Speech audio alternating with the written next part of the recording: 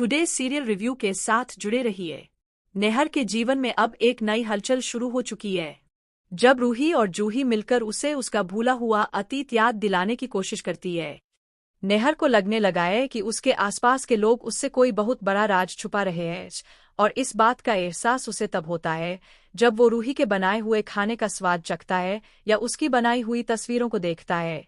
दूसरी ओर रूही और जूही मिलकर एक खास योजना बना रही होती है, जिससे नेहर को उसके अतीत की सारी बातें याद आ जाएं। रूही अपने मन में एक प्लान बनाती है और जूही से कहती है, जैसा मैं कहूँ ठीक वैसा ही करना। जूही मुस्कुराकर कहती है, ठीक है दीदी, आप मुझ पर भरोसा रखो। प्लान के मुताबिक जूही चुपचाप पुराने कमरे में जाती है और नेहर व रूही की शादी की एक पुरानी, बेहद खूबसूरत तस्वीर निकाल लाती है। जैसे ही वो फोटो लेकर नेहर के कमरे में पहुंचती है, वह मुस्कुराते हुए कहती है, नेहर जीजू, ये देखे। नेहर जैसे ही उस तस्वीर को देखता है, उसका चेहरा एकदम सून पड़ जाता है। उसकी आंखें थम जाती है, हाथ कांपने लगते हैं। वह तस्वीर को एकटक घूरता है और घबराकर करता है, ये कौन है? दादी तो कहती है कि रोली मेरी पत्नी है, तो फिर ये लड़की कौन है? जूही बहुत ही शांत और कोमल स्वर में कहती है, नेहर जीजू, अब वक्त आ गया है कि आपको सच्चाई बताई जाए। फोटो में जो लड़की है, वह मेरी बहन रूही है, और वही आपकी असली पत्नी है। मैं आपकी साली हूँ। नेहर स्तब्ध रह जाता है, वो कुछ भी नहीं कह पाता। जूही आगे करती है, जब आप कोमा में थे, तब दादी और बाकी परिवार वालों ने रूही दीदी को घर से निकाल दिया था। उन्हें लगा था कि आपकी ये हालत रूही दीदी की वजह से हुई है, लेकिन सच्चाई कुछ और थी। आपके कोमा में होने का फायदा उठाकर रोली ने अयूठा प्रेगनेंसी का ड्रामा किया और परिवार वालों को यकीन दिलाया कि वो आपके बच्चे की मां बनने वाली है। इसी वजह से दादी, छोटी मम्मी और बाकी सब ने मिलकर आपकी शादी रोली से करवा दी, बिना आपकी मर्जी के। जूही की बातें सुनकर नेहर के मन में तूफान उठता है। वो तस्वीर को फिर से देखता है और तभी धीरे धीरे उसके ज़हन में फ्लैशबैक चलने लगता है। 7 फेरे, सिंदूर की रस्म, हाथों में हाथ थामे रूही की मुस्कान, इतनी सारी भावनाएं एक साथ जाग उठती है।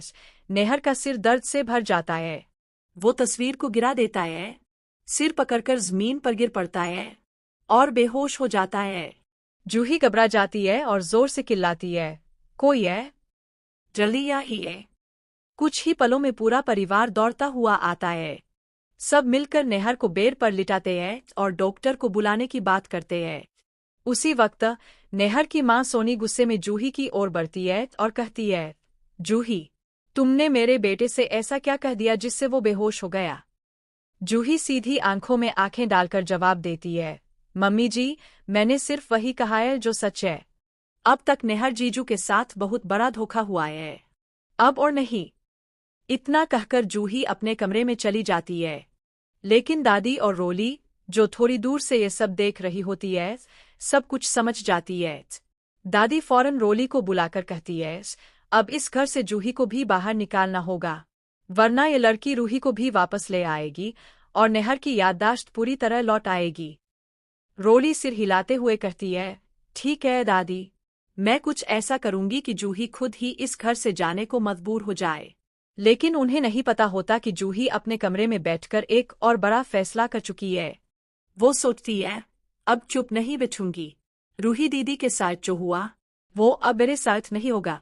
नेहर जी को सच्चाई जाननी ही चाहिए। जूही फौरन समर को फोन करती है और कहती है, समर, हरिंदर चाहिए। अब वक्त आ गया है कि हम रोली और दादी को उनके किए की सजा दे और नेहर जी को उनका सच याद दिलाए। तो दोस्तों, अब ये देखना बेहद दिलचस्प होगा कि क्या जूही नेहर को रूही के बारे में सब कुछ याद दिलाने में कामयाब हो पाएगी, या फिर दादी और रोली रूही की तरह जूही को भी इस घर से बाहर निकाल देंगी। आपको क्या लगता है? अपनी राय हमें कमेंट करके जरूर बताइए। और अगर आप भी मेरी तरह चाहते हैं कि नेहर की याददाश्त जल्द से जल्द वापस आ जाए, रूही घर लौट आए और दादी व रोली को उनके कर्मों की सजा मिले, तो इस वीडियो को लाइक कीजिए, शेयर कीजिए और हमारे चैनल टुडे सीरियल रिव्यू के साथ जुड़े रहिए।